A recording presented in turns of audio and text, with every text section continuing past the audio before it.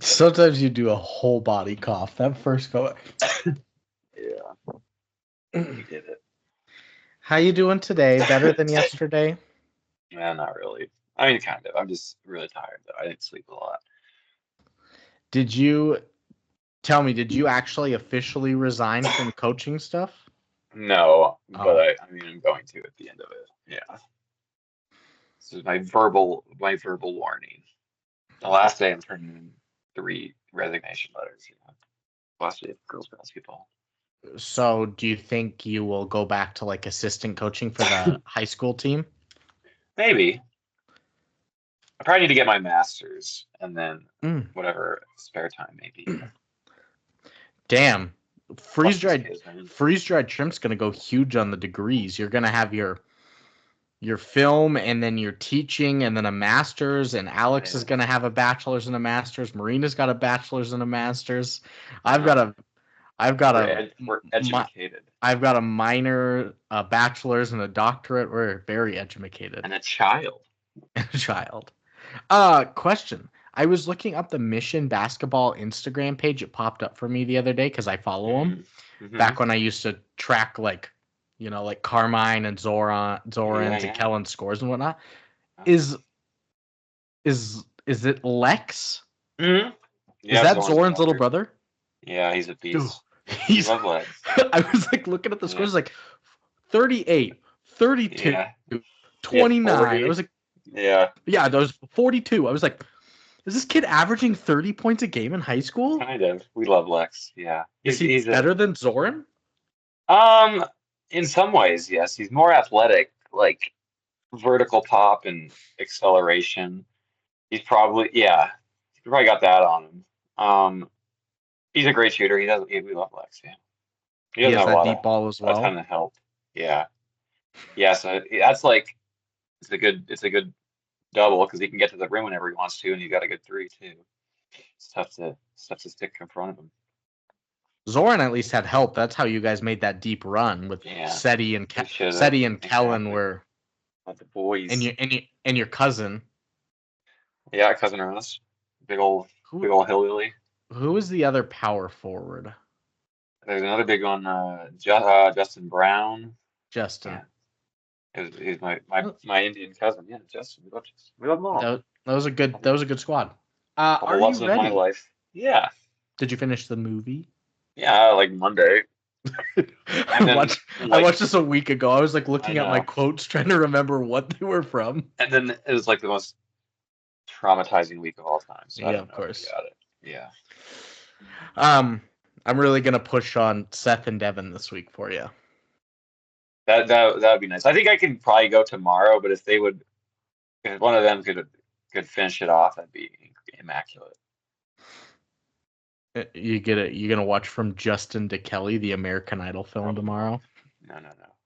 I You know. need to watch it. Apparently, I'm gonna tell you now. It's on the IMDb bottom 100. It's like number I mean, I might 70. love it It's like then. way Yeah, down there. we might love it. All right, should we do I might be this? doing a bit this second half. Yeah. Okay. I'm fine with that. Don't tell me. Okay. Why is my iPad trying to join my hotspot right now? Oh, let me get the sound thing out. Yeah, there we go. All right, Get it. let's go. Okay. Excuse me. 1, 2, 3, play.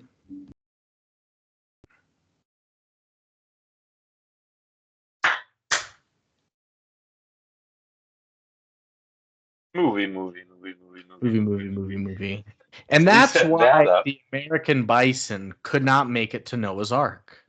Yeah. That my atheistic origins. That's right. I love it. Um, there's some shit that might have to put like the Ten Commandments up in our classroom. You see that shit? Oh, no. They're trying to pass that in Montana law as crazy illegal. Um, if that's so, you boys putting the Torah up, the Quran up, you know. You're putting them all up. I keep on Twitter, I just keep bookmarking like everything I see about politics right now so that I can stay in the loop so it keeps giving me Uh, stuff. And it's it's like disgusting. new executive order passed. I was like, how did that pass? It was like, why is Yeah, cancer being defunded? Why is cancer like Yeah, how come Guantanamo Bay is back again? It's Why also are we out of the World Health Organization? Why? You know what we need, Brandon? We need someone who could set it up for us. Yeah, set us up for success. Like a Harper. Harper, yeah, or Charlie. We got a Charlie. movie, and we're jumping in intro credits as a series of different assistants are being yelled at, doing like the dirty work for their bosses. They're getting coffee, setting Making reservations. copies. Yeah. Somebody was like had to call their significant other and tell them they were getting a divorce. I was like, oh my god, these Rough stuff. assistants are going through it. But you're thinking they're having it rough. They all get to eventually leave for the day, happy to be off. As we cut to another assistant, Harper, who is stuck all night at the office with her boss, This is Kirsten. Zoe Deutsch. Deutsch. And her boss, Deutsch. Lucy Liu. Kirsten, I can't remember her last name, a very powerful women's John. sports editor. Yeah. And she is tasked at night with ordering her boss some late night takeout, also getting her watch up to 10,000 steps, so it looks like her boss is exercising. That's a good bit. Yeah. And Harper, like I said, she works for this great female leader in the sports writing world, and she wants nothing more. Her ambition is to be a sports editor and start her very first piece on the Jer Olympics. The old people run around. That's a subversive, I think, idea, right? The lady's the sports writer, I guess. Yeah. That's what you would think the man would be, Brandon. Yeah, and it's not even just her, it's also her assistant, which is a female. They're the ones immersed in the sports world. That's interesting. That's subversive. Then you cut Postmodern. to Charlie, another assistant who is waiting outside of a club for his boss, as he is tasked when he comes out of calming him down, making him think of like carrots and buttered halibut or something. I was gonna say Charlie doesn't fit. The name Charlie doesn't fit. Yeah, I don't Somehow it's think. got to be named something like Cash or Yeah, Buck. You yeah. know what I mean? Hangman. Yeah, those are all perfect. Harper fits Zoe Dutch very well. I thought that was great. a great name. Cute pie. Yeah. He's like, all right, I'm off for the night. He was like calling his girlfriend Susie while he was waiting for his boss. When his boss comes out, he throws his. And his boss comes. Well, the boss is pissed. Now they're going to go back to the office together, so he can't actually go see Susie like he was supposed to. His love life is restrained. And yeah, exactly. And there's like a some sort of tone in this movie that just echoes impending doom the whole time. I don't know if you caught, like that note of the macabre that sends a chill down any man's spine. That Nostradamus. That everything can and will go wrong. Yeah, exactly. Yeah, like, so there's that aspect of the film as well. Yeah, like Independence Day or War of the Worlds, like, similar to those. Yeah. Yeah. And he's like, hey, if we're going back to the office, you want dinner tonight or something, boss? And he's like, no, I got my fucking juice. They get back to the office, and he's yelled at for not having dinner for him waiting, even though he asked him about the dinner. And so he is tasked with finding something. I don't know what hour it was, 11 p.m. It was New York City, so at least like places are open that late. But like he's tasked with the hard job of finding like some steak or something down to the lobby of their office building. Yeah, like you said, but like you can get anything in New York at any time. That shouldn't be a problem. Yeah, for sure. He gets down to the lobby where he finds Harper, who was tasked with ordering some late night takeout, arguing with the delivery man because the delivery driver is cash only payments. They didn't pay over the phone with the restaurant or like order online. Yeah, in 2018, Brandon. This is some 1940 shit.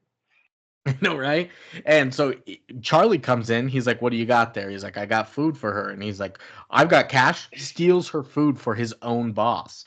So she negotiates. She's like, I ordered 2 things with my boss. She's got the truffle mac and cheese. I need to keep that. I ordered a burger for myself. You can take the burger to your boss. And you eat nothing too. Yeah. And Charlie's like, fuck that. I can't just take him a burger.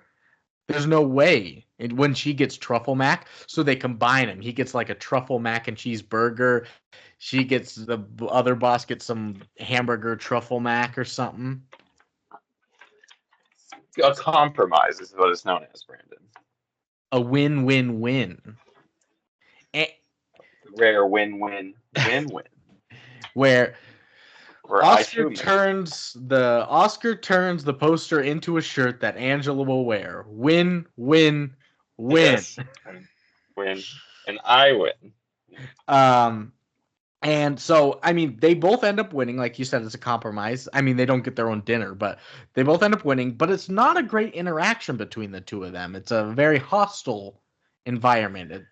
Well, and if we know anything about these sort of traditional rom-coms, is that they will hate each other forever and will never find any similarities or passion out of this. Well, and that's where the impending doom comes. It's like there's something bad about to happen. There is. I was gonna say that line is still striking throughout this moment. And so they deliver the food. They're finally off for the night when Charlie runs over to his girlfriend Susie's to have some good model sex. She's a model. He wants to pound her hard. He does. I don't remember the actress's name, but she was like a like one of the world's top supermodels at the time. Really? Yeah, like she was like on the top 10 highest paid supermodels list, like damn, like Giselle and shit like that. Damn, she's very striking. Yeah, she is. But that's like the thing with models is that they're not, I don't know, they're not like they are beautiful obviously, but they're like more like aliens than anything else. They just look bizarre. Well, I remember watching all the time growing up with my mom, like America's Next Top Model with Tyra Banks, and you would see the girls looking. Where they didn't have like their makeup or all dolled up, and you're like, she's a supermodel? Yeah. It's like you said, alien. Like it's very pointy, sharp lines. They are big features, high cheekbones. Yeah. Yeah, it's spindly people. Yeah. And so he comes to her. She's already in bed. His work is interrupting his life. He wanted to have model sex, Brandon, and now he just has to sleep. Yeah, now he's a crank one. And Harper's back at home alone, crying to sports highlights because she missed her like Tinder date tonight as well.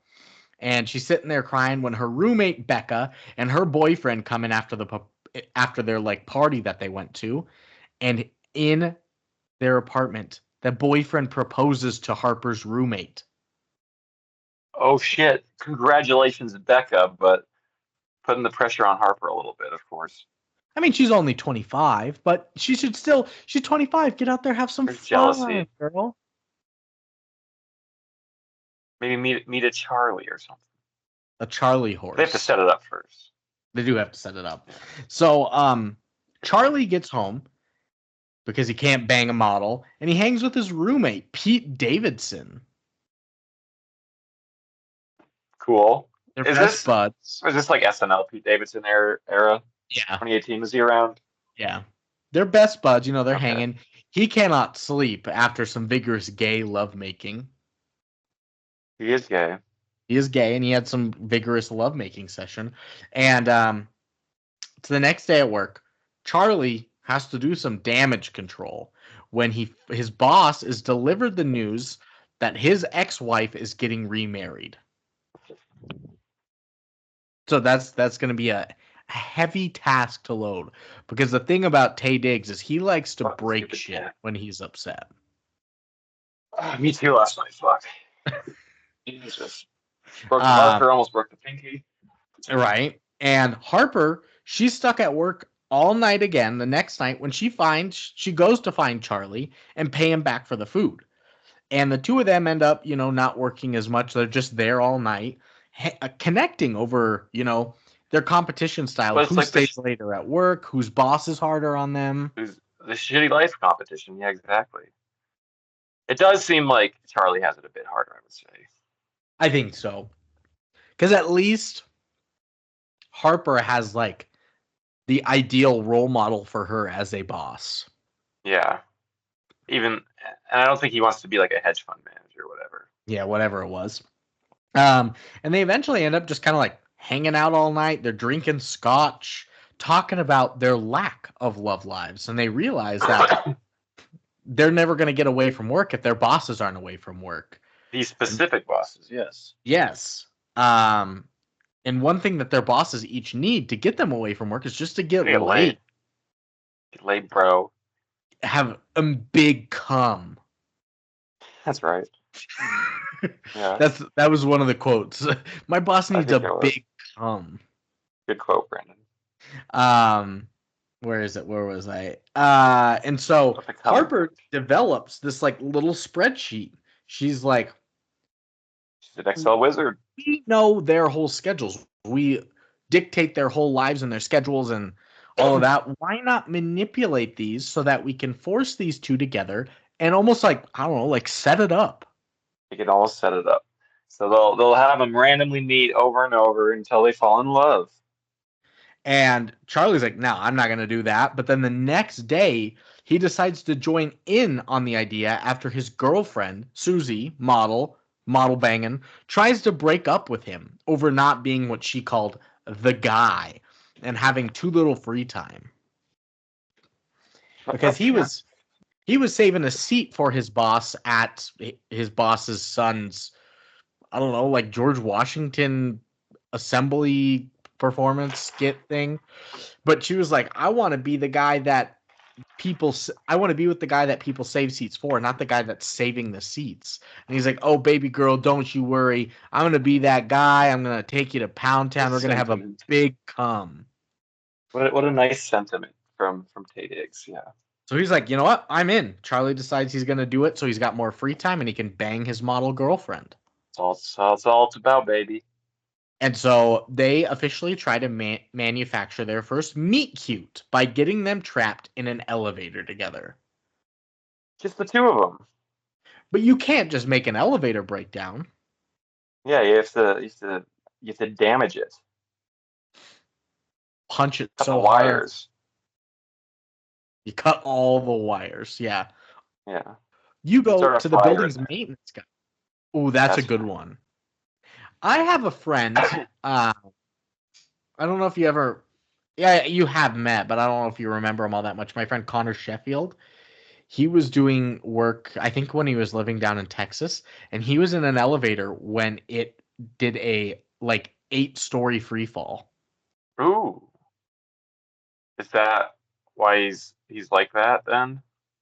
No, this was just like several years ago.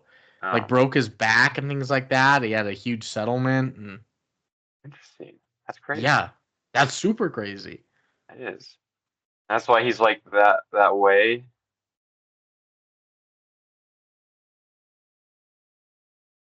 So they're in the elevator, and then but then another guy gets in the elevator, Brandon. Yeah, they consult the help of Creepy Tim, the building's maintenance guy. They bribe him with a succulent to hack the elevator system and make it break down. And the ploy does not go as planned as a delivery driver enters before they can shut the door. And he starts freaking the fuck out as soon as it goes over. Because the elevator actually breaks for real. Like for real. Creepy Tim can't put it back on the system. He's like, I didn't do that. And who was this delivery driver? I think he was from like Sweet Life on Deck or something. Where do I know him from? Well, it wasn't Mr. Mosby, Brandon, was it? No. It wasn't Mr. Mosby. Didn't he kill a guy, Mr. Mosby? No, Oh, he might have. I swear the actor for Mr. Mosby, Phil Lewis, killed a guy. I think he did, but he was not in Friends with Benefits like you thought he was. That cab driver that told him to get the fuck out. No, that was him. Yeah. That was not Mr. Mosby. He was arrested after he fatally struck Isabel Duarte in a car crash. He was charged with manslaughter and driving while intoxicated. 3 times legal limit for legal intoxication. Damn, he like really did kill somebody. It always happens. They all fucking do. Yeah. So Mr. Mosby is in the elevator. He's not Mr. Mosby, but Mr. Mosby's in the elevator. Large, heavy black man. Mm-hmm. Delivery driver. He's claustrophobic. He felt it was going to be a good day, so he didn't take the stairs. Elevator breaks down.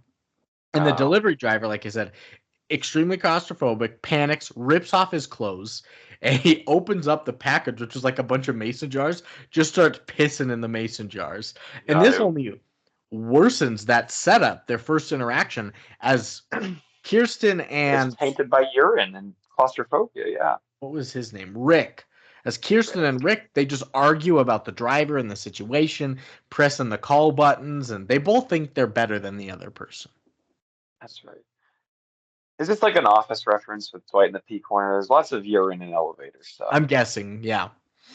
But maybe less the reference and more some depth. And although the plan is looking grim, they each plant like little seeds about the other person's boss to make them realize, like, oh, do you remember that person? Or like, you know this person? You were stuck in an elevator with them, so that maybe it can spark some sort of connection. Just keep that name in the mind. In the back of your head, Rick. Bedroom! Rosebud. You watched Citizen Kane class today. Oh, in your film class? What's your genre right now? Where you're like tying era. It's like the golden age of Hollywood. Yeah, because we did a silent movie. We did The General, Buster Keaton. Okay. Mm-hmm. And then we're doing Citizen Kane, and then I think we're going into probably either a Western or like a grand musical, like Sound of Music. Yeah. Or a John Wayne Western. Yeah, and then we got to throw Boonme's ass in there. You just can't show the fish scene. You're gonna have to tell me when you show Boonme and if the kids react when the lady appears Ghost Monkey. No, just when the ghost lady appears at the table. Which you just like hate, and you're like, was she here before? Where'd she come from? It happens every time. And then the Ghost Monkey slideshow at the end, which still is like sticks out in my mind is like viscerally horrifying images. But he's just like hanging with like the soldiers with the guns. Which I still contend is like the worst image of the whole movie. Which it's up for interpretation, but that similar pains of like existential horror riveting through my intestines and colon, similar vibes here in Set It Up at this moment as well. I so wish you were here to watch Uncle Boonme with me and Seth and Robert that day. I would have killed to see Robert. I would have paid to watch Robert watch the movie. You're not even watching the movie, you're just watching him. Yeah, a stream of Robert. I wish you could meet Robert in person in real life. I don't know. I might disappoint him if I do that. Anyway, let's get back to Set It Up. They are unleashing a new plan. Harper and Charlie attend a Yankees game together where they have arranged Kirsten and Rick to be seated near each other, and they know a guy that's like the cameraman at the Yankees game to hopefully they know Lukas, who is the cameraman. I did this as well. I had this is a Lukas story from 2013. You did this? Yeah, hear me out. So spring band trip with at the time my ex-girlfriend, who we hate each other at this point, right? My mom's friend is the cameraman for the Mariners. He was for a long time.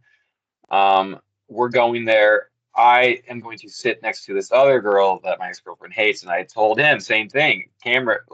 Kiss cam me, and he's like, I got you. Because we're going to the Mariners game as a band trip to play the national anthem as like part of our Northwest band tour, and then the game got rained out. But it was going to be, might have been my crowning achievement.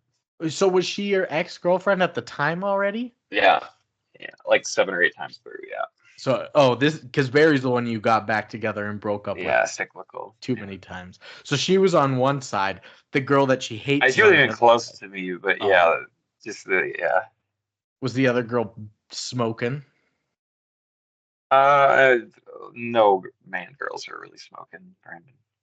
No band girl is smoking? Not really. Well, their in attempt... high school. That would be, Yeah, their attempt is to get them sitting next to each other and get them on the kiss cam together. And while they wait for them to arrive, Charlie and Harper begin to poke fun at each other. And a local fan who knows Harper from the games, sits up in the nosebleeds with her, asks if she is dating him. You dating Tash here? No, big old Buck. Yeah. Buck nasty. And the kiss cam guy, Old. he spots Kirsten and Rick because they were seated just a little bit apart. And they're like, hey, I remember you. We were in the elevator. And they're like, Yeah, come I'm sit meeting a by work me. person. We'll I'm talk meeting a work piss. Yeah, person. You can sit by me until the other person comes. We can talk piss. talk piss. Yeah. And So so, they're on the kiss cam. but they don't kiss. But the No, kiss they're not cam guy dating. is persistent.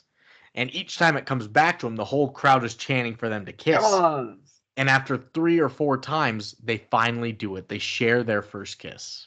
The peer pressure of 20,000 fans is pretty immense.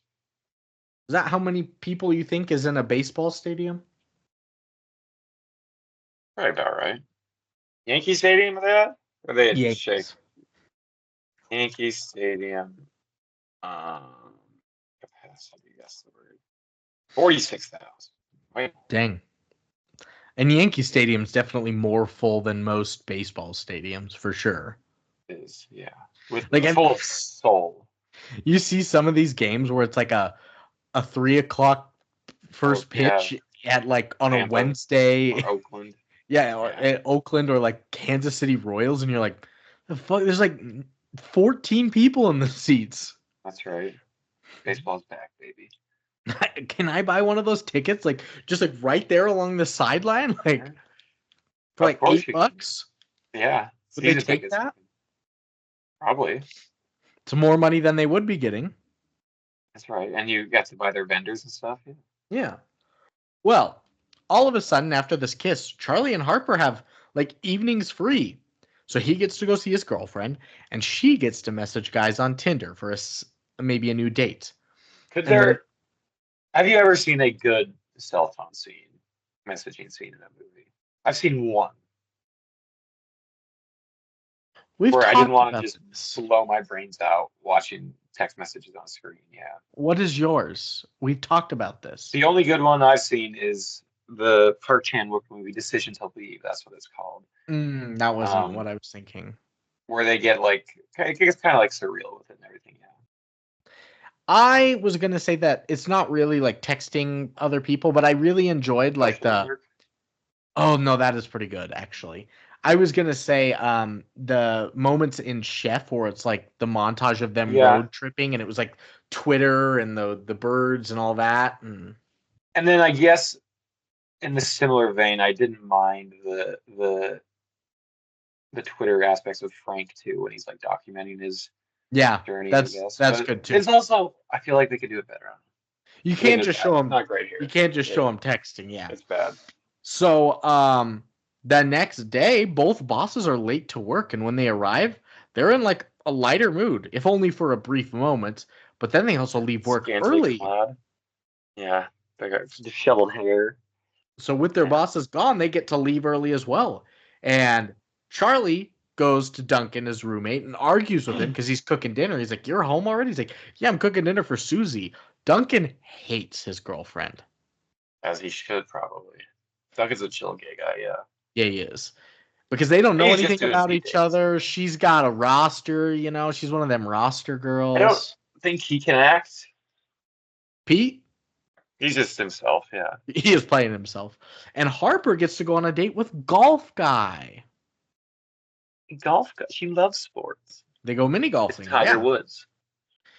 And as assistants, they are tuned in to all the conversations, ready to intervene, including like ideas like Kirsten's upset that he hasn't called and it's not the third date yet. So she tells Charlie to plant those seeds to call. Or Oh, yeah, Rick yeah. hates pubes. So she needs to plant the seeds for her to get a bikini wax and all that kind of stuff. That's right. So they're like pretty much running the relationship for him. Fabricating all their little meet cutes and intricacies. And they begin to really push the boundaries of setting them up. But they must keep going to have them like fully date because the plan was just, oh, let's have them hook up. No, we got to get them to And date. if they get married and shit, then imagine the free time. Yeah. You know what I mean? And so you cue a Imagine. montage of them like him sending her flowers, but it's actually Charlie doing it, or them sending Rick alcohol, but it's actually Harper doing it. They're picking outfits for the other person to wear that they think will be most based on sexy. most sexy. And then this montage, I enjoyed it, but the back of my mind, there's just pangs of terror that that is really disorienting, a really disorienting way to experience this sort of cutesy montage. Yeah. And it's weird because like you're going like right along with it, and then it's just like a flash. It's like if we remember Yeah. back to like The Shining, like it's every now and then you just Yeah. see that quick frame of those elevator doors open Yes. and the blood. That's what this is. And it doesn't necessarily, there's no like actual like cut that signifies that, but it appears in the ethos of it regardless. In the hypothalamus. That's right. So Um, keep that in mind, audience. my note here, I guess I was feeling some sort of way this night. I said, with them picking out the outfits and doing all this stuff and pushing the boundaries, I said, this subsequently frees up some much needed free time, and both of their love lives blossom after some much needed watering. That's weird. That's a good, poetic. Good job, Emily Dickinson. But you're not wrong. Yeah, I know I'm not wrong. I was You're not wrong. just a little over the top for some reason. A little fruity. That's cool. And so Harper and Charlie both have big events coming up like on the next weekend. So they've got to do like one last big thing to plan. A weekend getaway in Nantucket with limited cell service for their bosses so that she can attend her friend Becca's engagement party and he can attend Susie's modeling pool party with all her model friends. They're both big events to come up. One bigger than the other, yeah. But yeah. And both bosses, though, this is looking grim. Both bosses are livid at work after a huge fight that they had the night before when they went out for dinner for Korean barbecue. Yeah. And then he said something racist and Lucy Liu got mad. Yeah. Rick's ego got in the way because he didn't know what you do at Korean barbecue, but he didn't want to be told how to do it because I'm the man, you know? You don't tell me. So he ate the raw beef and then puked all over the grill. And then a dog came and ate it. It was gross.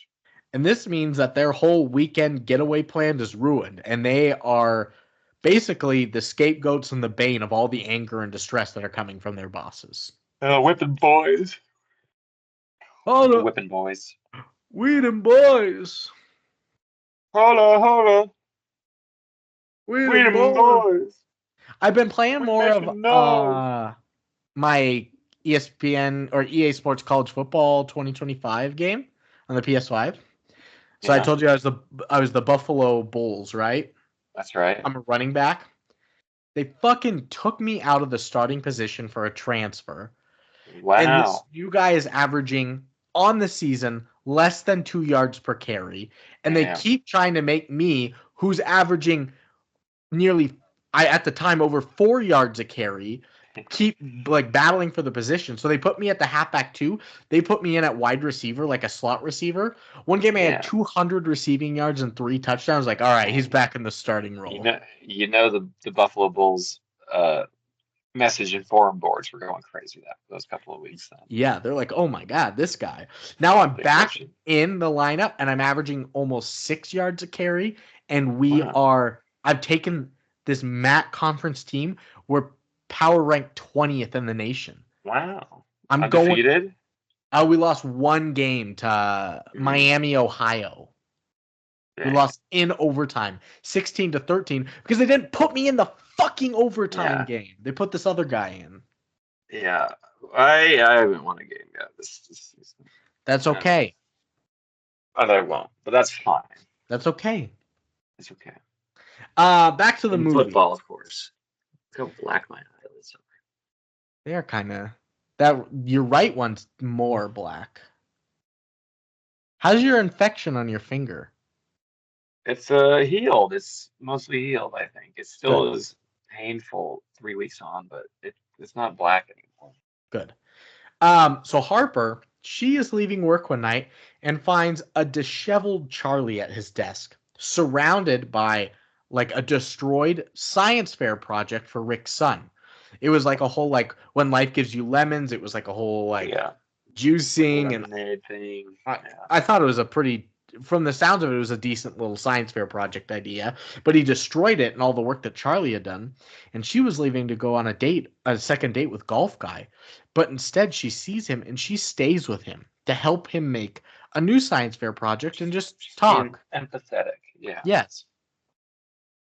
And they talk and they really connect. They're starting to like actually have a budding friendship. Which is extremely surprising in that context of this movie. And terrifying.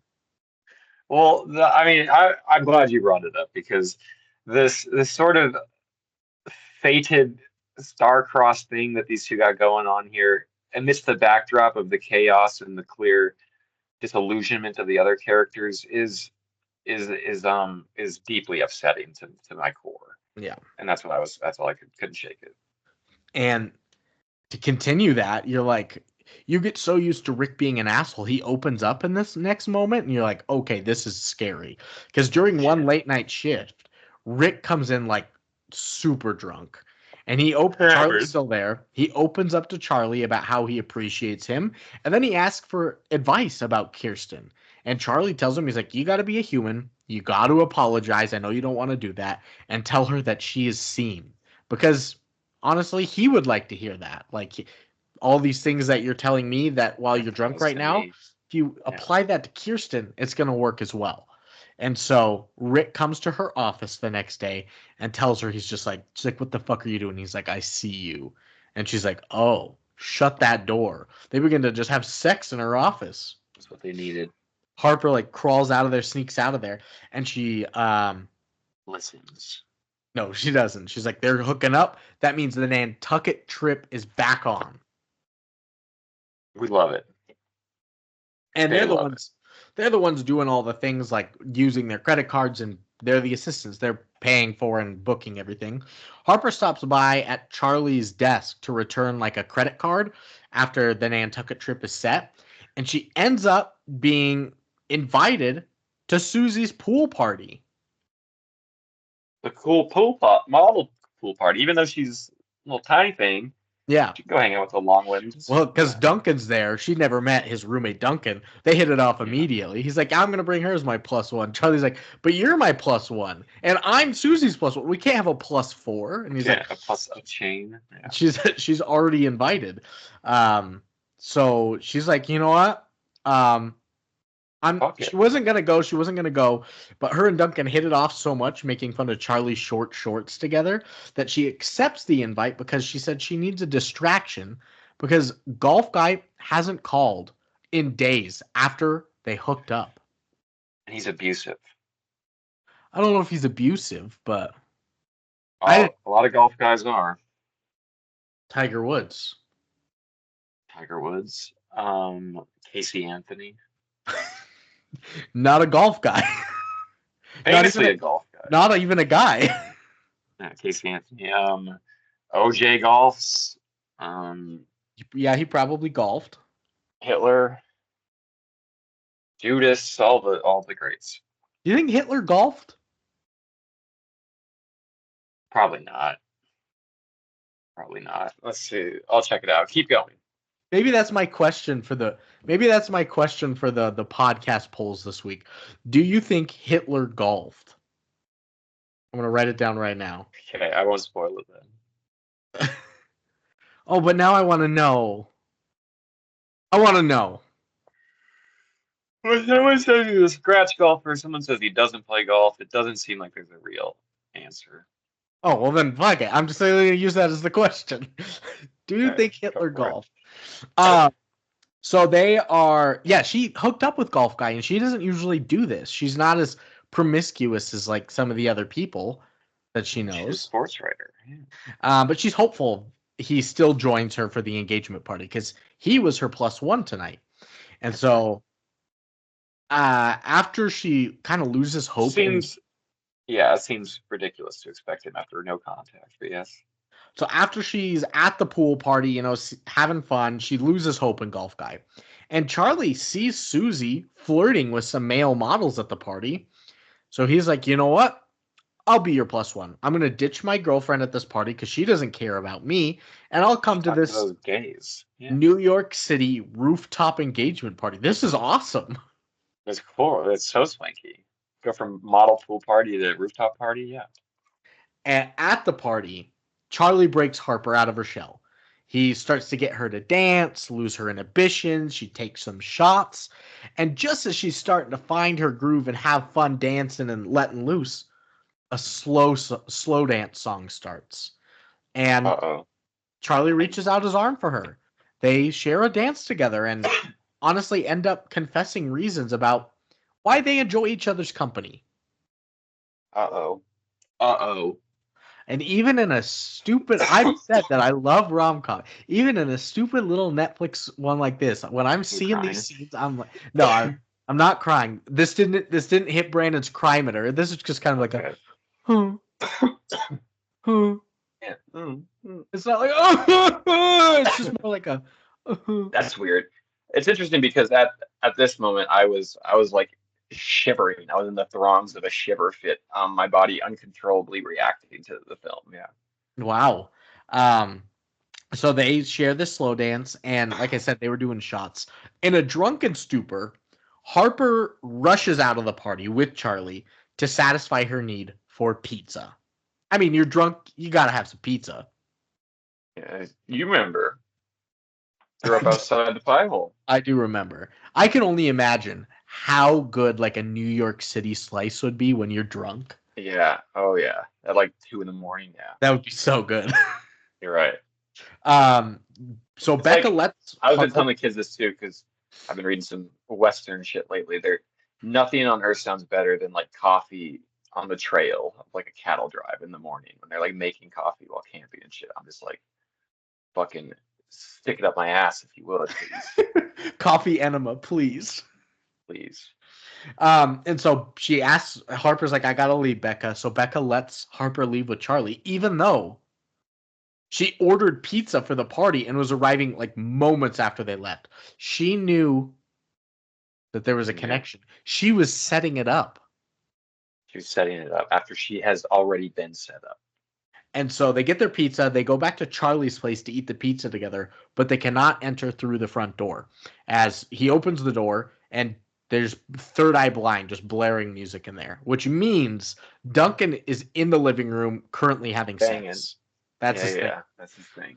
So they're forced to make their way up the fire escape alone into his room together, where nobody knows where they are together. Yeah, where they can secretly eat pizza. And here they sit on the floor together. They don't sit across the room or anything. They just sit right next to each other, drunk, eating pizza until they just begin to stare into each other's eyes. Okay. And as Charlie maybe and Harper both kind of like think about it and maybe start to lean, Harper, scared, decides to leave quickly.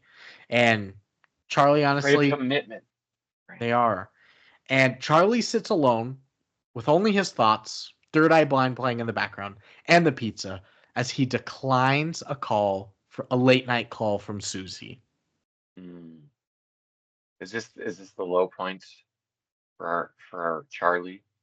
I don't know. I think this is the turning point, at least. Doesn't have to be the low. Could just be a turn. But this might be like my favorite moment of this pizza scene was great. I loved the pizza scene. What was Mila Kunis's thing? She was emotionally unavailable. Emotionally unavailable. You're right. That's what it was. So you're extremely emotionally available. So was Justin Timberlake. They were both emotionally talked about with their emotions. Yeah. They were very good at conversing about their emotions, honestly. That's all they talked about. Yeah. And so Charlie the next day is called up to Kirsten's office. Oh. Harper's called into the office too, where Rick is waiting for him to announce to the two of them that they're getting married. The setup ended up in a marriage. And they want a totally perfect, loving marriage. They want their two assistants to, I don't know, like set it up. Set up their wedding. Vendors, venues, yeah, get on it. But by next Saturday, they're like, that's like 11 days. They can do it. They're rich. They also wanted a destination wedding, though. I got to find vendors in a different country. Yeah. He's like, and you guys, that you should get acquainted with each other. You're going to be working together a lot. And so amidst the wedding joys, Kirsten tells Harper, she's like, I'm going to be gone for a while, so you'll need some work to do. Maybe start writing your Olympic story. And Charlie gets his promotion. Their whole plan has worked exactly as they wish. They're both getting the roles in their jobs that they're hoping for and But there's free something time. missing. Yeah, there is. Huh. And what's missing to me, it's actually a credit to the film that it can accomplish this.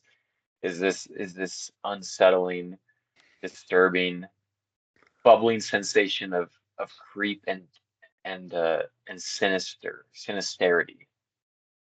It's kind of weird how you're saying this and you almost don't see it unless you're looking for Almost. it.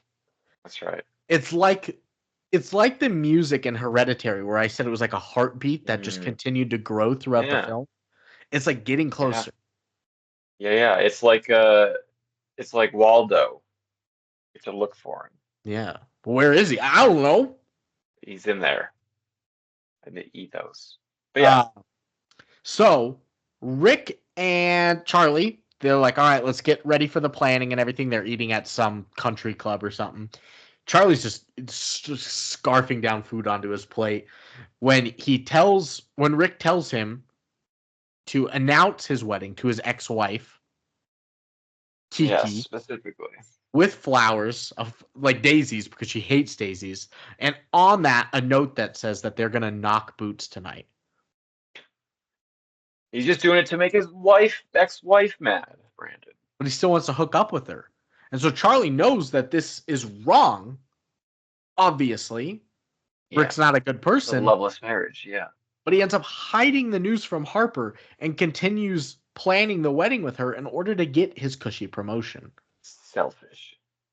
And Charlie is tasked with buying a wedding ring. So he has Harper run to the office because he's out at a jewelry store right now to grab Rick's credit card for a ring. When she gets there, she eavesdrops on Rick's phone call as he is having phone Phone sex. sex. Yeah, shove that phone up your ass, baby, he says. And she's like, "Oh, that's weird. Why would Kirsten be having Oh, phone sex right now?" Checks her calendar. Kirsten's in a meeting. He's having phone sex with fucking Kiki. exactly. He said, shove it up your ass, Kiki. And she said, hold on. And then all you hear in the phone was, A that's right. huge It was fart. gross. But Harper knows she's got to blow up this marriage immediately. This is not right. So she comes to the jewelry store. Her and Charlie argue over the situation and how, And he although they have knew. done some wrong things playing the puppeteer of this all, they ended up making Kirsten and Rick's lives better. This cheating thing is only going to make their lives worse. So if they're going to play puppeteer in this, it's not worth it. And Harper won't stand for it. She like unleashes on Charlie's character for trying to become an asshole when he's really not an asshole. He's just trying to become another Rick in the world of endless Ricks and assholes and asshole Yeah. Ricks. She says, you're not really an asshole, Charlie. You just really are trying hard to be one. She says, "Shove it up your asshole." And he's like, Yeah, that's what happened. So Kirsten's at like a baby shower right now, and she leaves the jewelry store. She goes to the baby shower and finds Kirsten, and she tells her the truth. Not just that Rick has been cheating on her. She tells all of it. Me and All of it. We Charlie have set it set, up. We set you up, lady. but Kirsten doesn't really care. She's more upset that Harper doesn't see that she is happy, regardless. So she fires Harper then and there. Crazy bitch move. This is kind of a crazy. She's telling you that your soon-to-be husband's Yeah. cheating on you, She's and that your like, whole fuck life, you. your whole relationship is a lie. And she's like, "I'm happy." Fuck you. Yeah. So Charlie finally realizes that he did something wrong. He's like, "Fuck you," and so he Fuck calls you. Harper's work phone up to her office to apologize and make things right. But he finds a different woman answers the phone, and he realizes he has lost Harper Forever. forever. He doesn't have her number. He doesn't know where to call her. Except he does have her number. What if that was the only number? Oh, Oh no, she's gone forever. So now you get a montage of Charlie like working in his new role. He's being promoted, but he's not truly happy. And Harper is Got more shit sulking to around do. her apartment, beating herself up over her Jerry Olympics article because it's Beating bad. herself off. Yeah. Yeah. No one wants to read about old people running. And so she's sulking. She's got a blanket over her head. Becca, her roommate, comes home and finds Harper alone and gross and figuratively and literally beats some sense into her. Yeah. Hits her with the Nike slogan, just do it, and write your goddamn article. Oh no. Oh no. Why is that? Oh no. No, I just got a text message. Our poor boys lost by 1 today, Ooh. and we had free throws to win it, and our kid airballed it. Not Lex, I guess. Oh. It's that's what I mean. We're just getting our fucking dicks kicked in this week at Yeah, Mission High apparently. School. It's Everyone. these poor kids. Yeah, these poor coaches. This poor me. So, she's gonna sit down, she's gonna write her article. She goes to like some like a Mexican restaurant that they were at before. She's like, give me free chips and water. I'm gonna be here all day until I finish the article. And Charlie, he's got this new cushy job being promoted. He goes out with Susie to like an expensive restaurant. Big ass restaurant. Starts looking around, realizes this isn't who he is. Although the food's great, the I think it's company. 11 Madison Park. Yeah, You think? You think it's the number one restaurant in the world? I think so. Yeah, I new don't think so. promotion celebration. I don't think so. Yeah. Um, although the food is great, the company with Susie is terrible. And he even tells her this. She's boring. She's vapid. Yeah. He even tells her he's like I said, the food's great, but this doesn't even compare to the best meal I've ever had. The best meal I ever had was a drunken slice of pizza with my friend Harper. Best meal I ever had was a Euro in Los Angeles. You told me that. Yeah, that's right. I don't know what mine is. Your first child, probably. I'm not. Meal of your first child, yeah. So he dumps her ass right there and leaves her alone, and she's so upset because, well, he was her backup. That's right. What's she supposed to do now? Only have a main boyfriend? Only a steady Freddy, yeah. Yeah, gross. So Charlie tries calling Harper to tell her about his realization and how he is going to stop Rick and Kirsten from getting on the plane to get married. But Harper, hard at work, ignores his calls and works on her article. So Charlie's like getting ready to go to the airport. He's like, oh shit, I got 4 hours. I don't have to be there. Chill. So he kills some time. I laughed like out loud at this. He kills way too much time, like eating street food and chatting. He's like just talking to. He's like 4 hours. I got time. In the city. Yeah. Cuts to him just like talking with 2 women at a food truck, and he looks at his watch like, he goes back to security. Yeah. God damn it! I wasted too much time. He's just being too gregarious.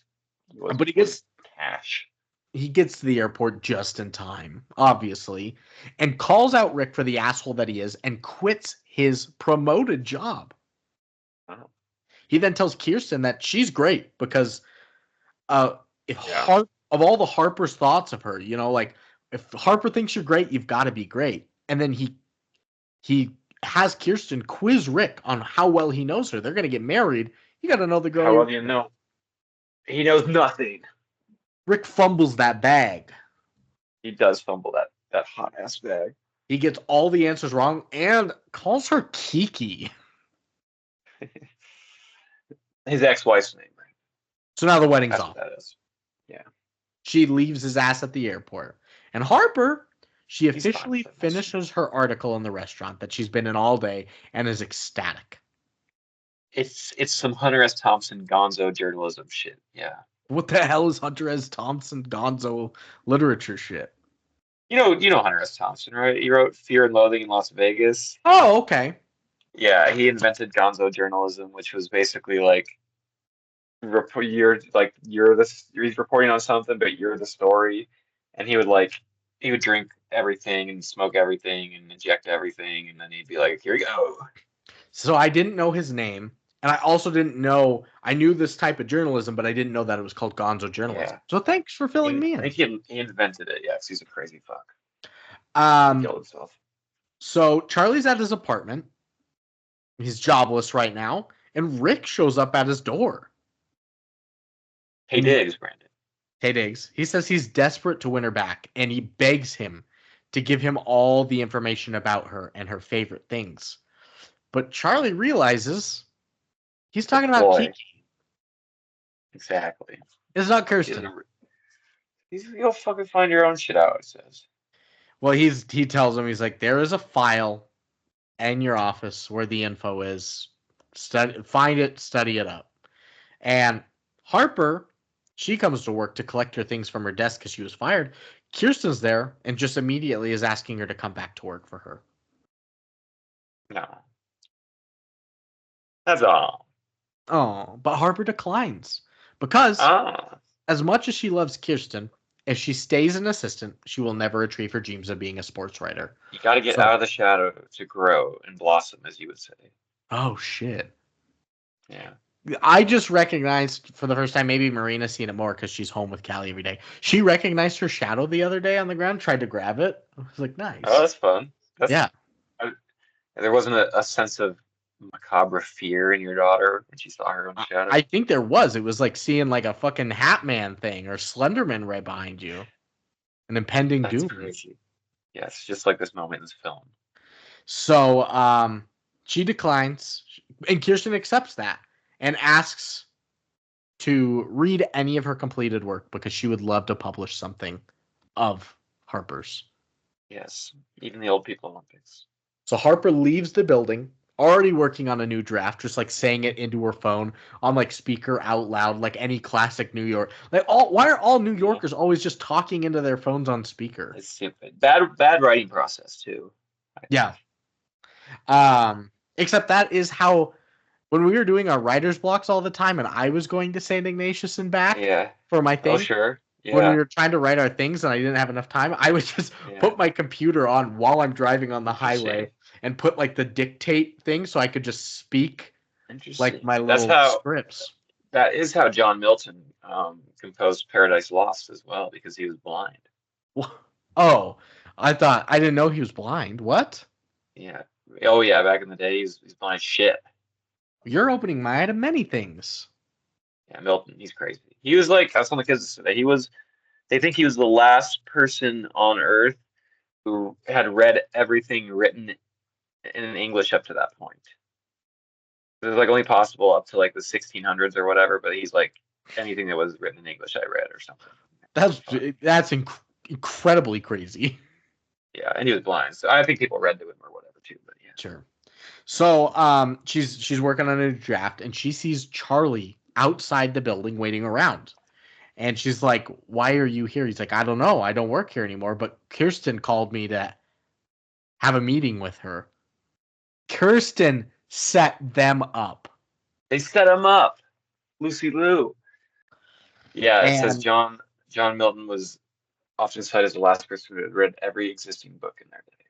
That's crazy. That's cool. Well, he reveals that he quit his job and is trying to better himself and find what he truly likes in life. All the things he does and doesn't like, and one of the things that he really does like is her. And pizza. And pizza. And he spills his heart out. And she starts to tell him all the things she dislikes about him, like angrily but flirtatiously being like, well, I don't like this and I don't like this, all with a smile. Billy Crystal influence, yeah. Exactly. He then returns his dislikes to her, and yet they kiss.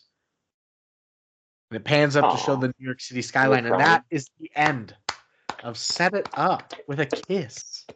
Also, post-credit scene, creepy Tim is watching them make out on the security cameras during the credits. Oh, no, Tim, is he jerking it? He wasn't jerking it. Glebe style? Glebe style. He's cranking it Glebe style. Yeah. We haven't cranked a Glebe style in a while. What are we doing? I haven't had Glebes on in a while. He was sitting down there going like, fuck me to death. Fuck me to death. He's gooning like Justin Tucker. Oh yeah, just saw that. Yikes. So that's gonna end our movie for Love Lads. I thought we were on Andre asshole month. God damn you, don't do that. It takes me so long to get to the other one. Is it not Andre month? Welcome Touche Andre. No. Oh. Well, I still celebrate Andre Month privately. So this incredibly disturbing but total banal seeming movie has come to an end. I propose, Brandon, we should share some of our quotes, our ratings, perhaps discuss some reviews. Let's do it.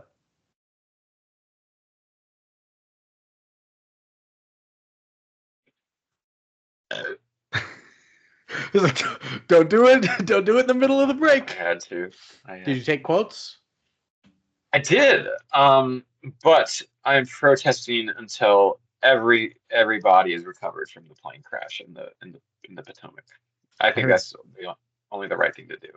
I heard like 67 of them. That makes me a bad person, I guess. I think so. I took 14 quotes. Oh my god! Didn't DeJounte Murray earlier in the season, because he got traded to the Pelicans, break his hand like in the fourth game or something? I think so. Is he hurt again? He just came back. He just tore his Achilles tonight. Ooh, Achilles is bad. Achilles is bad. I was going to say that the FAA did recommend that all movie podcast hosts suspend their quotations for the time being. So that's okay. I think we can get away with it since retroactively we watched this movie last week. That's true. I did take these before the crash. So 14 quotes. The first one, Charlie and Harper. Charlie goes, "How do I want to fuck this pizza?" She's like, "I get it. You should never say that to anyone else, but I get it." But we get it. When they're at the pool party, and Charlie's trying to play hard to get with Susie, Harper just goes, "Hard to get makes no sense. It's evolutionarily unsound. Why would a caveman want a cave woman who was like, go get me food, and when you come back, maybe there will be a cave for you. Maybe there won't be. Men should want a woman that's going to keep the coziest, warmest cave. Men need shelter, and I am guaranteeing shelter." I think Seth would agree. You might agree as well that this is an obvious Plato reference, the allegory of the cave. Ooh, yes. Making this movie all the more haunting. Charlie, there's a moment when Harper walks up to her desk and he doesn't notice, and he just goes, "Why are you so quiet? You're like a Prius." That's good. Yeah. Ooh, this is a good one. There was like a athletic director of one of the colleges or something coming to meet with Kirsten. He goes, "Paying student athletes is such a hot button issue at the moment. You couldn't back off a little bit? I mean, you're implying we're getting rich off the backs of poor kids." And Kirsten goes, "We're not implying it. We're proving it. Your AD bought a $2 million boat last year, and your star player is on food stamps." And that's exactly how it all changed. Now NIL is here, and some people, I don't know, it's interesting. Yeah. Another one, when Harper's at that pool party, she says, "Guys think that they like girls who like sports, but what they actually like is a girl in a very tight sports jersey serving them buffalo wings and getting the terminology wrong. Guys like girls who like guys who like sports." I think that's accurate. I think a lot of guys would be threatened by women who enjoy sports thoroughly, which there are unending amounts. I don't think that I would be too intimidated, except if it was like a girl that was like really into like UFC or like WWE. I'm like, whoa, what? Or pick a mainstream sport. Like a slap fight thing, or they blast each other. She's super into slap fights. Slap fights and NASCARs. I'm like, girl, just pick baseball or football. Yeah, power slap, fucking Neanderthalic, brutish thing. If you watch that, you need to fucking eat your food through a straw. That's crazy. Yeah. Oh, this is Becca at the engagement party. Her little speech for everybody that came. She says, "When I was little, my grandmother, she used to say, you like because, and you love despite. You like someone because of all of their qualities, and you love someone despite some of their qualities." When do you know when you loaf somebody, Brian? I don't know. I've never reached the loaf moment. I love you. I love. What is that? I think you loaf someone when you get a yeast infection while you're with them. That's right. Yeah. What is that from? I can't. I Where you love guys? I love you. Yeah, what is Yeah, that love from? is not. He's like, is that Billy Crystal too? He's like, love is not a big enough word. I like you. I love you. I love you. I think that is Billy Crystal actually. Harry Met Sally. Yeah. Damn, that's a good movie. Um this is at the very end of the film, Charlie, when she asks what he's doing here. No, it's I'm pretty sure it's Woody Allen and Annie Hall. Oh, you might be right as well. I think Yeah. that's right. Charlie at the very end of the film, Harper asks what he's doing outside the building. He says, I don't work here anymore. I quit working for Rick. Starting over. At 28, actually, I'm a temp, which is technically lower on the totem pole than an assistant, which is kind of a kick in the nuts. But it's kind of cool. I get to see a bunch of different jobs, find out what I actually like. And I like you Explore. Oh. so much. You're not hard to get at all. You're hard to earn, and that's so much better. Mmm. Thanks, Cash. Makes my heart smile. Fuck. Let's see. Next, Harper says, when they're at the Yankees game, right before it, when they're gonna take their seats, she's just decked out in gear. She's like, "I'm so sorry. I got here so early that I She's had a full kit thought wanker, yeah. I thought I had time to dick around, and then I went in that gift shop. Then I lost track of time, and suddenly I was late." And he's like, "That's the dumbest thing I've ever heard. That's not a real thing." She's like, "Yes, it is.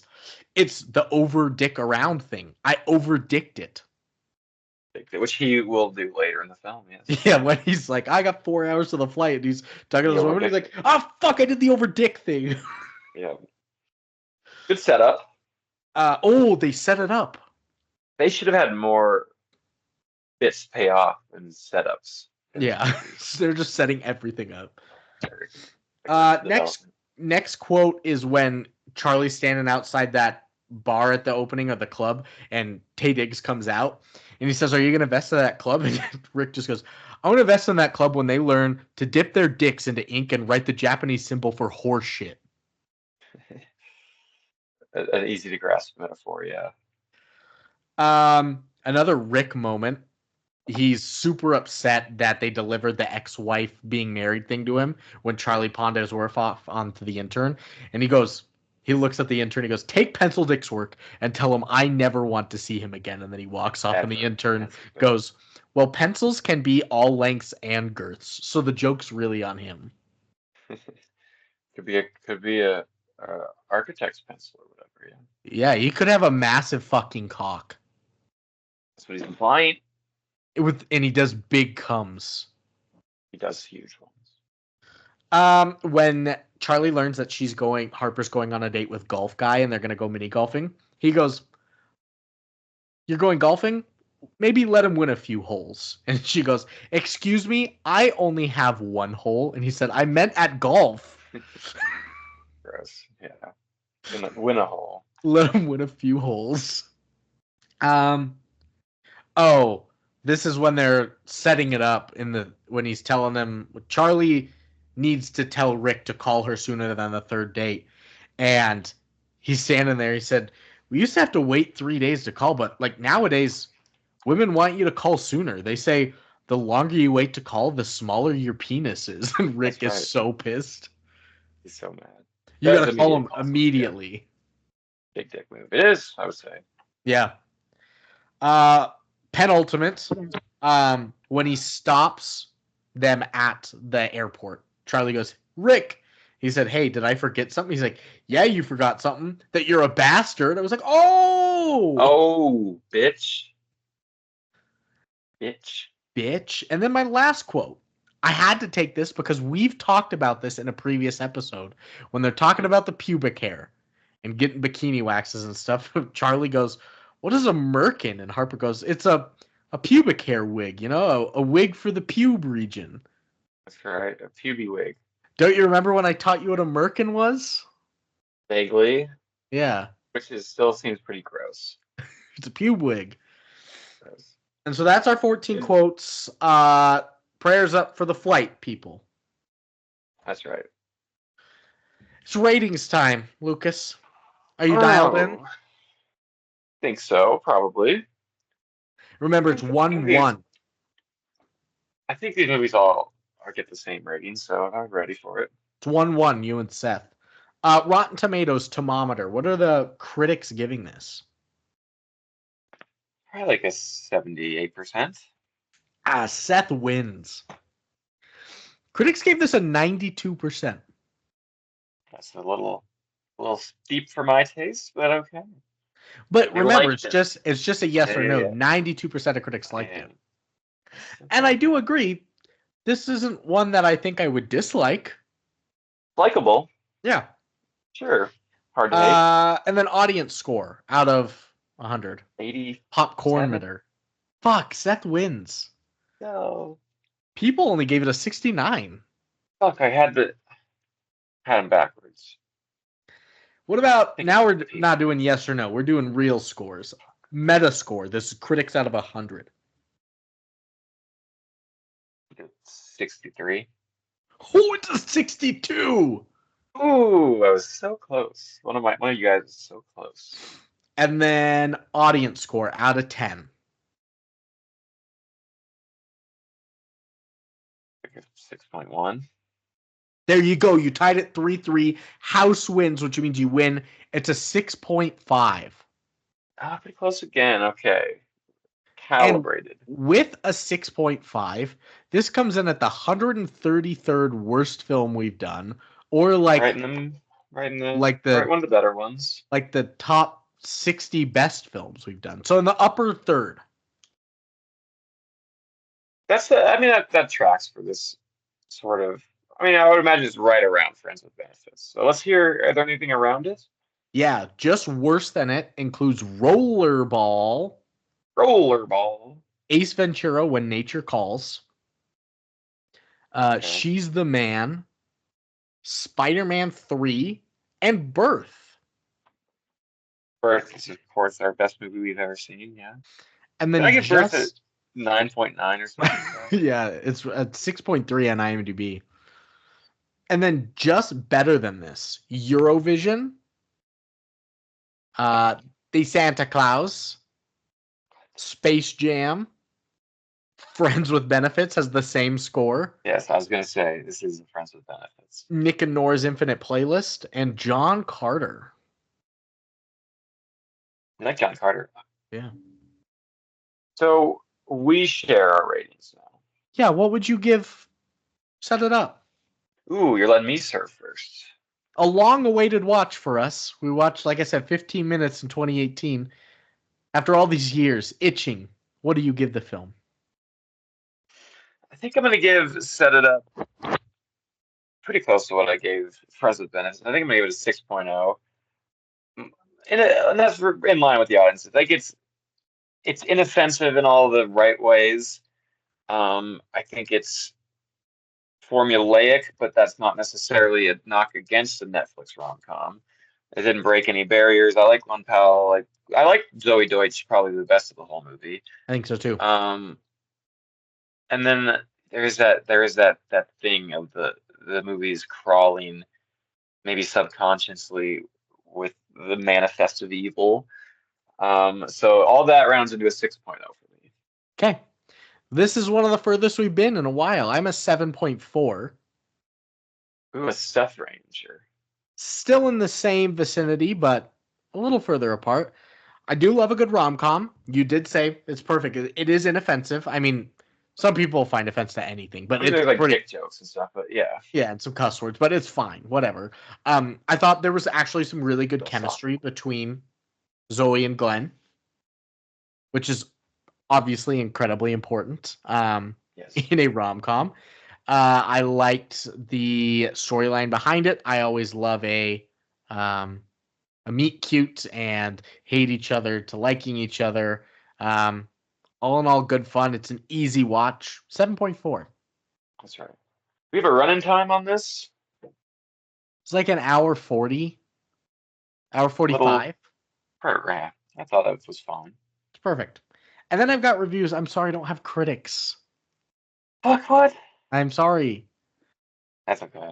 Because Big Rog was dead. He would have. He would have loved this. He would have, but his skeleton is being polished by needleworms in his coffin.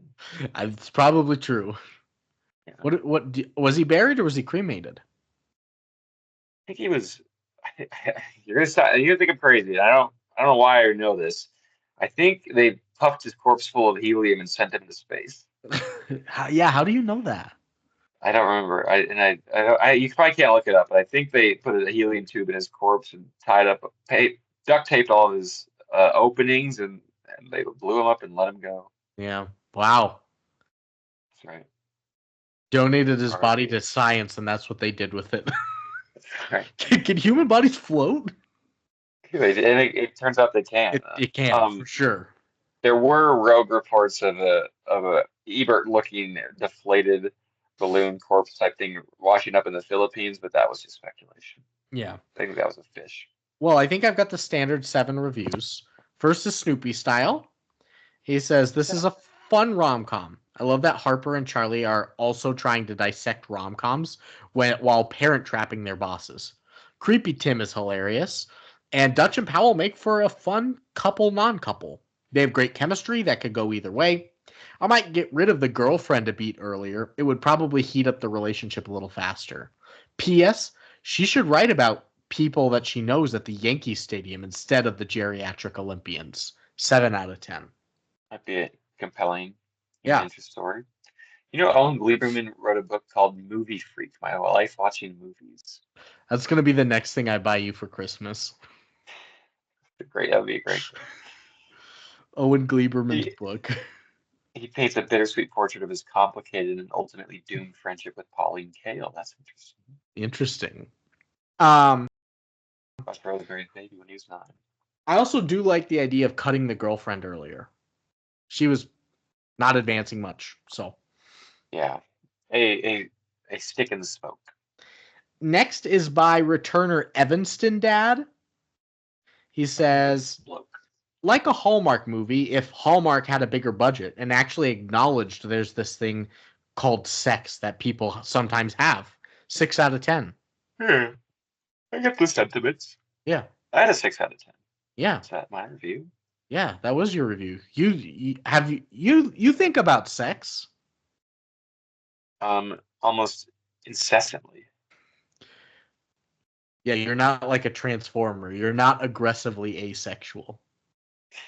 No, like except Cogman fucks for sure. You know it. That he fucks like a redwood. Canopy does not. He's so asexual. Aggressively. Next is by a newcomer, Bored Dragon. They say Canopy the Transformer. We're always looking up Canopy. Bored Dragon says linear, predictable, totally unoriginal romantic comedy full of cliches. Pluses are decent acting and nice chemistry among the main actors. If you decide to watch it, you will not be bored. If you skip it, you'll not miss anything. 5 out of 10. Yeah, I mean, that's kind of how I treat it as well, but it has some wrinkles with originality, like the macabre thing. Yeah. And next is by returner Cosmasp. Oh man, this dumbass. Mookie Award winner, right? He's not won. He's been nominated many times. He says, considering how some bosses react to being manipulated, ... Actually, most are not really into the idea of being manipulated. Of course, there are exceptions as always. But the movie is not so much about giving you a real reality. It gives you a romantic yet silly version of something. Having said all that, you'll buy into it or you'll be annoyed by it. A lot of coincidences, a lot of mishaps, and other things that can be considered funny because this is a movie, it is not reality. I hope that you can make that distinction. 7 out of 10. I mean, pretty eloquent there for Mr. Cosmaps. Not that I necessarily endorse his views on the human race and everything, but yeah. But also, he hopes that we can remember that this is a movie and not real. How low does he think we are? I think he meant more like existentially. I think he meant literal. He's an idiot. Next up, newcomer, J-Rug YQ. All right, let's step up to the plate, newbie. They say a movie where the woman thinks that she has talent and a man needs her. Gag me. Men are the enemies. We get it. Hollywood is the worst. 1 out of 10.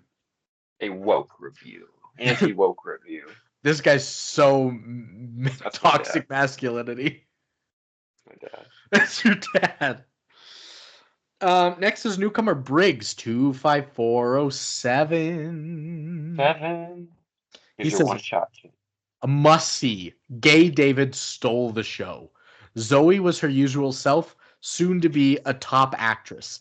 This newcomer lead guy was perfect for the movie. Netflix does it again. 10 out of 10. Saying Pete Davidson stole the show? Is that what he's saying? Yeah. I don't know about that, but yeah. He's And fun. that Zoe Dutch will be a top actress, and the new guy is perfect. I mean, those are not crazy off.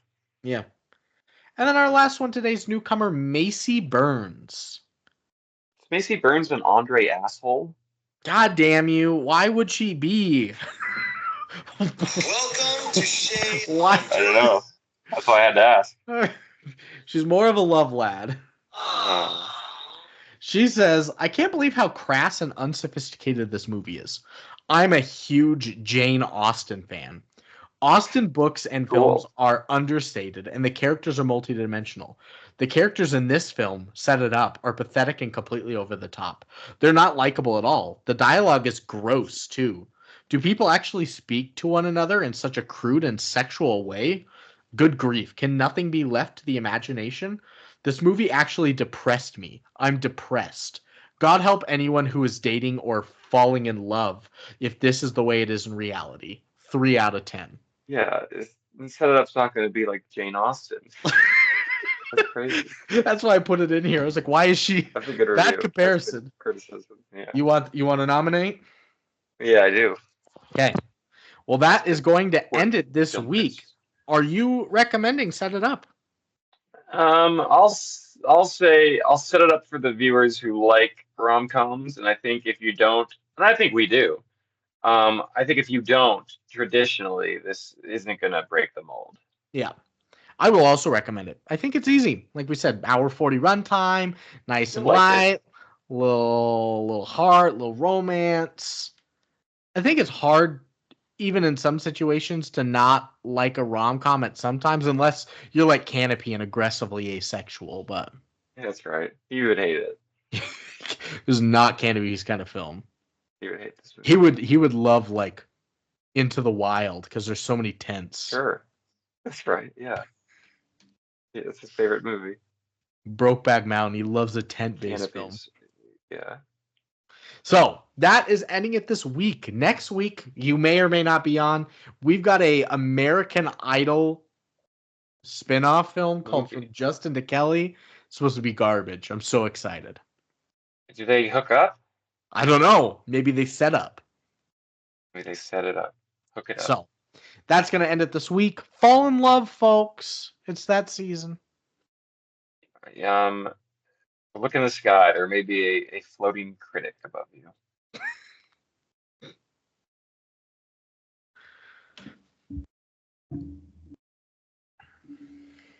You should track him like the Santa Claus tracker. Yeah. There goes Big Frog. He's huge. It's like Halley's Comet. It passes like every 40 years or something. That's right. That's what he would want. It's on my bucket list. I got to see Big Frog in the sky. And our next great American novelist will be born the day it comes and die the day it returns. It's one of the constellations. It's like, here's the Little Dipper, here's the Big Dipper, here's the Big Rog, here's Little Rog. And some Republican will shoot him and deflate him out of the sky. Exactly. You know they will. All right, pimp. I'm uploading the thing right now, and I'll share it with you immediately. Okay. Yeah. Send it to me tonight. I'll get it done tomorrow, hopefully. Hell yeah, brother. Okay. I'll push on Seth and Devin, and I'll let you know what they say. Cool. See you, beans. Bye.